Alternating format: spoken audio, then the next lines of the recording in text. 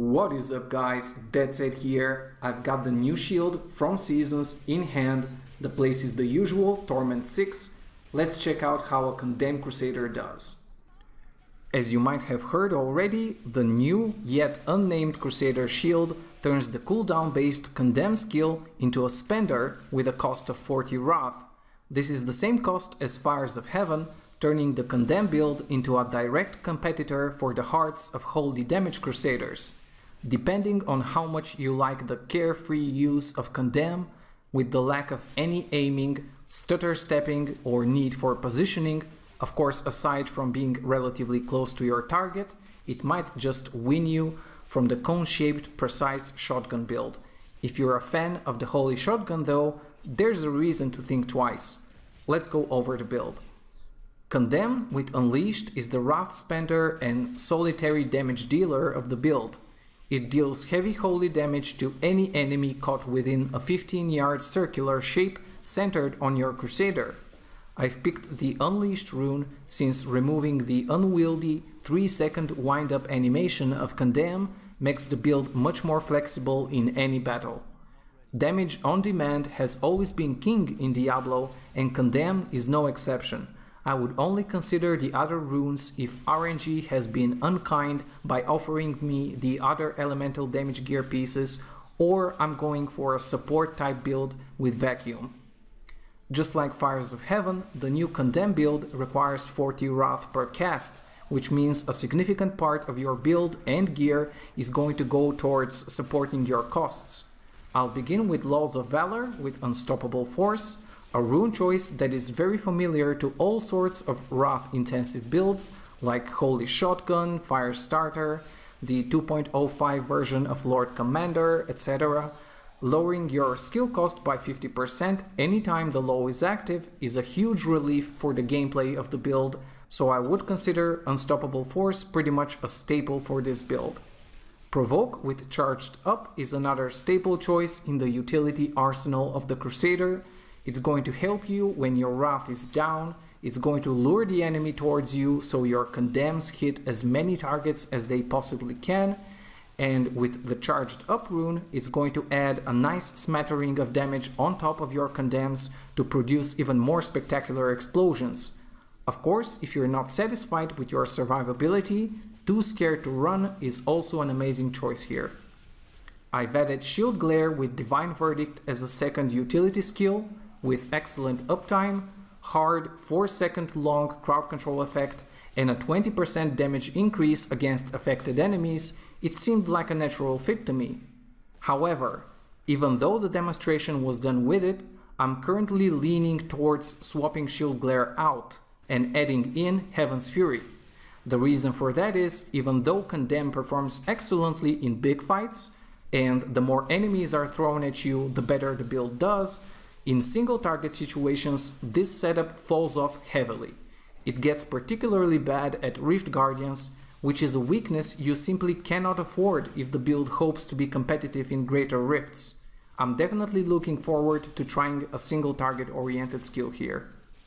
I'm not going to surprise anyone by saying Akarat's Champion is part of the build. I'm using the tanky Prophet rune to stabilize my low Paragon level character in Torment 6, but I also assume that this rune is going to become a staple for the build since a second life is just too good to pass up in greater rifts above level 30. If you're doing just normal rifts however, and you have optimized your gear, you're at a satisfactory Paragon level with 2 or more stats per page maxed out, you'll surely be able to afford the Carefree Embodiment of Power rune and just make your Wrath management a complete breeze. Finally, I've picked a mobility skill, Steed Charge with Endurance, which is a traditional choice with the longer 3-second duration. This skill is going to take you wherever you need to be quickly and reliably. I've also heard Manor Cookie is having good results with the Draw and Quarter rune, which is a more offensive choice that also repositions your enemies for better Condemns, so it's worth to keep it in mind as an option.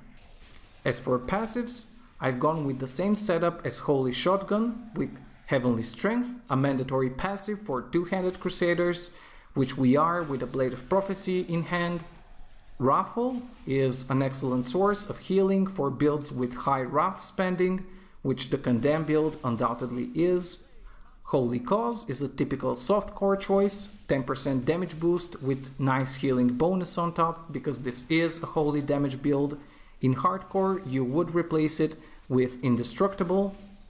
And rounding passives out is Finery, which is a mainstay in all Crusader builds that is solidifying its place even further because of the legendary gems and the growing number of sockets across our gear. This is it for the build. Now let's move on to the gear. Of course, since we're aiming for high tier performance, we're going to need the 6-piece Akan set with helm, chest, pants, boots, shoulders and gloves to provide us with the coveted 50% reduction of Akarat's champion cooldown. Reaper's Reps with holy damage are a mandatory bracer for the build. Even if other choices are tempting you, like the new Crown set, you simply cannot afford to switch this piece out because of the high wrath spending of this build. I'm using the new Vigilante belt, which is a worthy competitor for the Harrington Waist Guard in regular rifts, since it provides you with the much needed cooldown reduction stat, and in greater rifts, where clickable objects are a rarity, it trumps any other choice. My Traveler's Pledge amulet is not a conscious choice, it's just the best holy damage amulet that I got in Seasons PTR.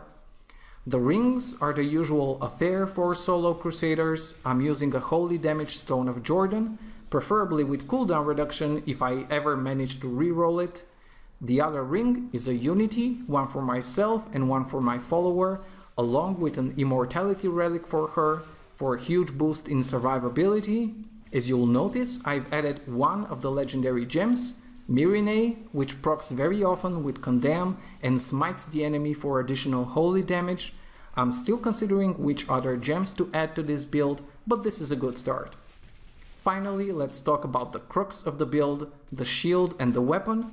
I'm using the nearly forgotten Blade of Prophecy, and with the additional Condemn explosions, I'm very happy to say that this cool weapon is mandatory for this build. And the offhand is the yet unnamed but extremely beautiful Condemn shield that turns the skill into a spender. If nothing else, this is one hell of a transmog. The Paragon Points are the usual affair for Akan Crusaders. You can see I've started the Strength, cooldown reduction, all resistance and area damage paths.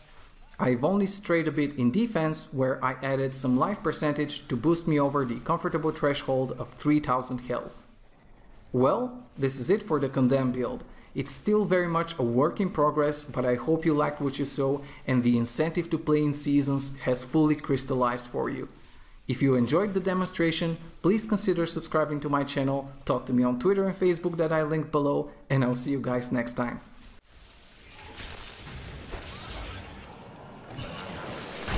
Not ready.